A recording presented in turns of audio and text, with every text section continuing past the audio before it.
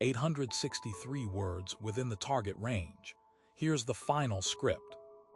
Paramount Pictures buried a Coming to America sequel for 33 years, and the reason they killed the momentum the first time is something they never wanted you to know. Eddie Murphy wanted it. The studio said yes. Then a piece of paper buried in a contract made sure almost none of the money and none of the goodwill would ever reach the people who made the movie a hit. Here's the tease. The reason traces back to a lawsuit that cracked open how studios use something called a net profits clause, a phrase built to sound generous while doing the opposite. And once you understand what it actually does, you'll never watch a movie's box office numbers the same way again. It starts in 1988. Coming to America hits theaters. Eddie Murphy at the absolute peak of his box office power, coming off Trading Places and Beverly Hills Cop, and practically printing money for Paramount on every release. The film pulls in nearly $290 million worldwide against a $40 million budget. By any normal math, that's one of the biggest hits of the year.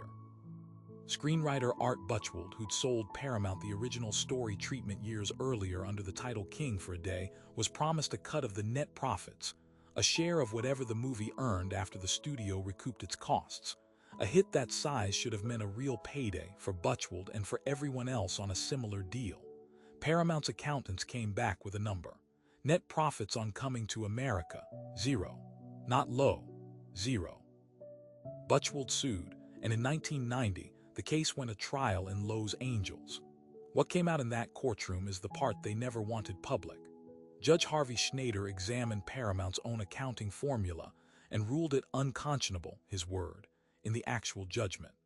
The studio had built a contract clause so convoluted that a $288 million hit could legally show up as a loss on paper every single time, no matter how the film actually performed.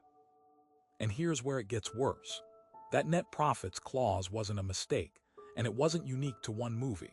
It was the design used across the industry. Studios stack layered deductions into these contracts, distribution fees paid to their own affiliated distribution arm, marketing costs charged at inflated internal rates, interest charged on the studio's own production loans to itself, overhead percentages tacked on for simply existing as a company. Each deduction sounds reasonable in isolation. Stacked together, they can absorb almost any amount of revenue a film brings in, no matter how big the number at the box office actually is. That's the mechanism they never wanted actors, writers, or audiences to understand. When you hear that a movie made no profit, what that usually means is the studio's contract defines profit in a way that's nearly impossible to reach on purpose. Remember that number, $288 million. Paramount's own paperwork said the movie earned nothing. That's not a coincidence. That's the clause working exactly as written. But here's the twist, and it's not the one you'd expect. This wasn't just about denying Buchwald a payday. The real reason Paramount buried a real sequel for 3 decades wasn't creative hesitation, and it wasn't box office doubt. It was the fear of doing the deal transparently a second time, in public, with everyone watching.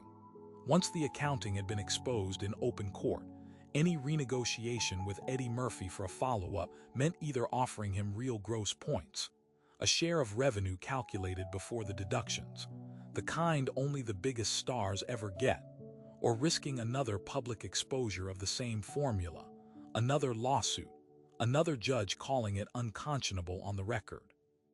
For years, the safer business decision inside Paramount was simply not to make the movie at all. No sequel meant no new contract. No new contract meant no scrutiny. The buried project was never a failure of imagination.